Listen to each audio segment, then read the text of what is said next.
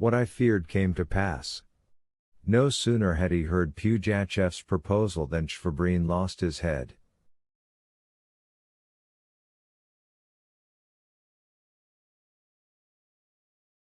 "Tsar," said he, furiously. "I am guilty, I have lied to you, but Grinef also deceives you.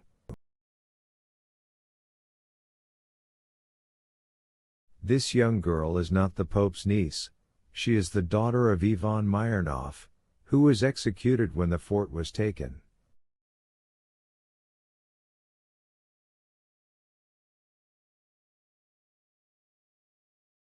Pugachev turned his flashing eyes on me. "What does all this mean?" cried he, with indignant surprise. But I made answer boldly, "Shvabrin has told you the truth." "You had not told me that," rejoined Pugachev, whose brow had suddenly darkened.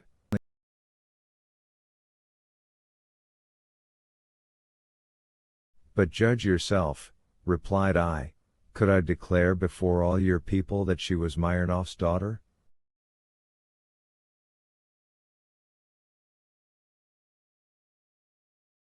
"They would have torn her in pieces, nothing could have saved her." "Well, you are right," said Pugachev. "My drunkards would not have spared the poor girl, my gossip, the Pope's wife, did right to deceive them."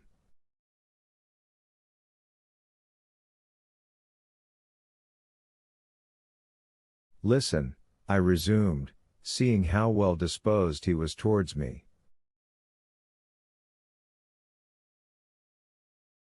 "I do not know what to call you, nor do I seek to know. But God knows I stand ready to give my life for what you have done for me.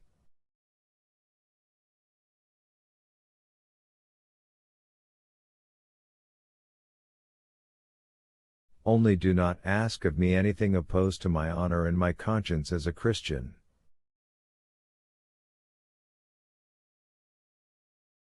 "You are my benefactor, and as you have begun. Let me go with the poor orphan whither God shall direct, and whatever befall and wherever you be we will pray God every day that He watch over the safety of your soul."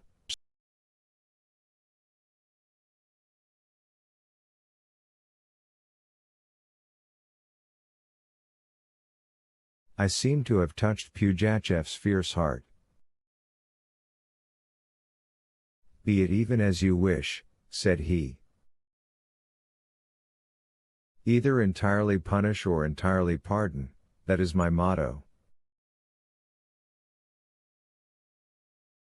Take your pretty one, take her away wherever you like, and may God grant you love and wisdom."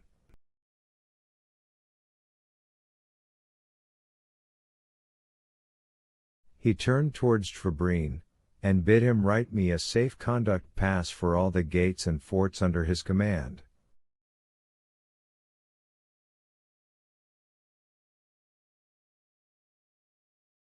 Shvabrin remained still, and as if petrified.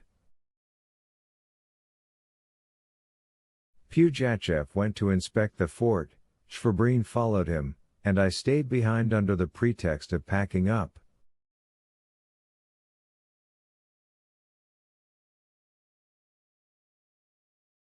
I ran to Marya's room. The door was shut. I knocked. "Who is there?" asked Polashka.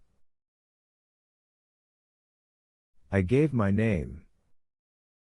Marya's gentle voice was then heard through the door. "Wait, Petr Andreevich," said she. "I am changing my dress. Go to Akulina Pamfilovna's, I shall be there in a minute." I obeyed and went to Father Gerasim's house. The Pope and his wife hastened to meet me. Savelich had already told them all that had happened. "Good day, Petr Andreevich," the Pope's wife said to me, "here has God so ruled that we meet again."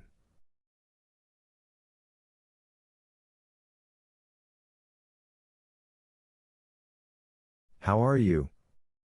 We have talked about you every day." "And Marya Ivanovna, what has she not suffered anent you, my pigeon?"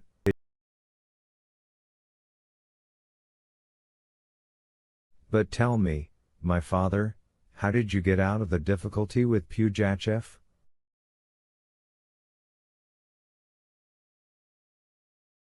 "How was it that he did not kill you?" "Well, for that, thanks be to the villain." "There, hush, old woman," interrupted Father Gerasim, "don't gossip about all you know, too much talk, no salvation."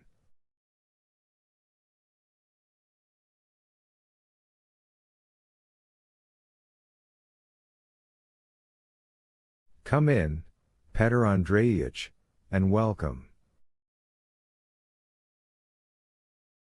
It is long since we have seen each other." The Pope's wife did me honor with everything she had at hand, without ceasing a moment to talk.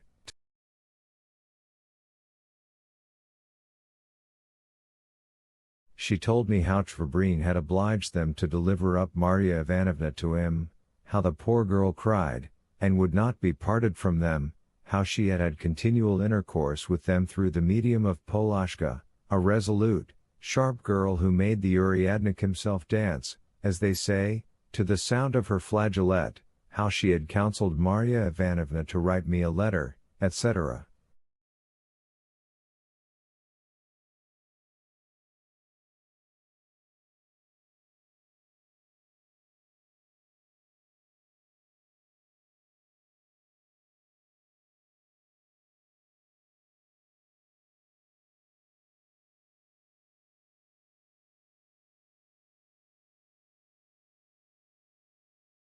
As for me, in a few words I told my story. The Pope and his wife crossed themselves when they heard that Pugachev was aware they had deceived him.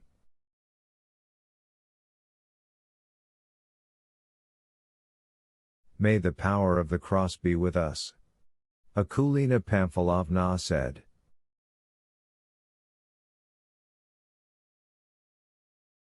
"May God turn aside this cloud." "Very well, Alexei Ivanich, we shall see." "Oh! The sly fox!" At this moment the door opened, and Marya Ivanovna appeared, with a smile on her pale face.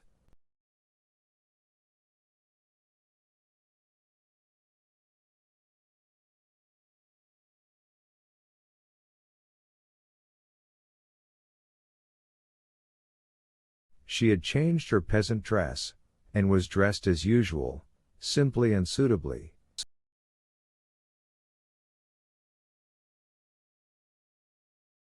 I seized her hand, and could not for a while say a single word. We were both silent, our hearts were too full. Our hosts felt we had other things to do than to talk to them. They left us. We remained alone.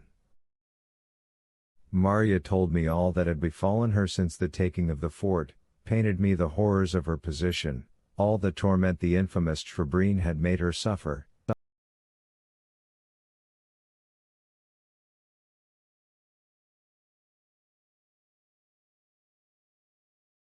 We recalled to each other the happy past, both of us shedding tears the while. At last I could tell her my plans.